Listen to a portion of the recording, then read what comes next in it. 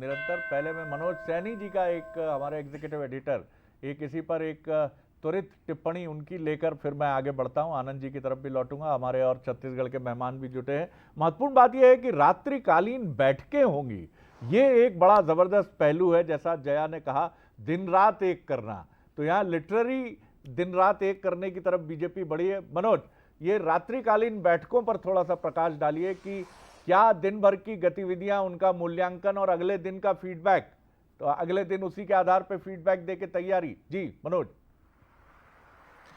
देखिए शरद जी, जो मेरे पास खबरें हैं, करीब 25 सीटें ऐसी हैं जिन पर कुछ विवाद की स्थितियां हैं। बगावत कह सकते हैं या एक दूसरे के विरोध में कह सकते हैं, संवाद की कमी है। और ये मालवा की भी सीटें हैं, महाकौशल की भी है, बिंद की भी है और बुंदेलखंड की भी। इसलिए देखिए, पहली बार 10 संभाग को वो छूने का कोशिश कर रहे हैं। और 10 संभाग में जो 4 स्थान है, मुख्य रूप से महाकौशल, मालवा और बिंद, तो चारों जगह बात करने वाले। समीक्षा इस बात की है कि कहां कौन सी स्थितियां का क्या हम उसको बेहतर कर सकते हैं। जैसे होशंगाबाद से खबरें ठीक नहीं आ रही है, वहां कल बड़ी तादाद में लोगों, निर्दलीय एक प्रत्याशी चुनाव मैदान में आ गए, वो बहुत बड़ा प्रभाव छोड़ने वाले। इसी तरह बुंदेलखंड से कुछ खबरें ऐसी आ रही है जो चिंता बढ़ा रही है।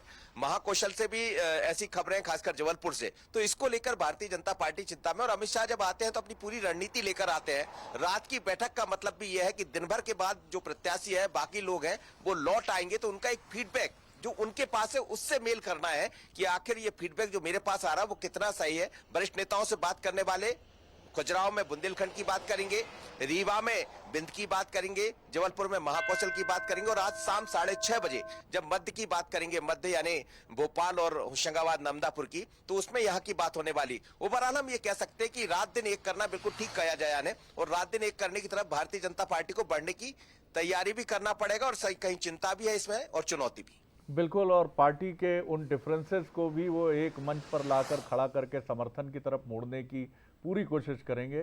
क्योंकि सीटों पर अगर कहीं स्थिति, जैसा आप बहुत महत्वपूर्ण अपडेट हमको दे रहे हैं कि कई जगह हालात ऐसे हैं कि जो बीजेपी के लिए विचार का विषय है, चिंता का विषय भी कह सकते हैं, तो वहाँ अमित जी का आना उन डिफरेंसेस को एक ट्रबल शूटर की तरह हल करने की दिशा में भी एक बड़ा कदम है। 3 दिन रहना ये बहुत मायने रखता है साहब। इतनी व्यस्तता के बीच कि 5 राज्यों के चुनाव हैं, आप केंद्रीय गृह मंत्री हैं, और अगर आप 3 दिन मध्य प्रदेश को दे रहे हैं सघन रात्रिकालीन बैठकों के साथ, तो इसके मायने बहुत समझने की जरूरत नहीं है। मनोज, बहुत शुक्रिया, बहुत महत्वपूर्ण अपडेट आपका रहा। हम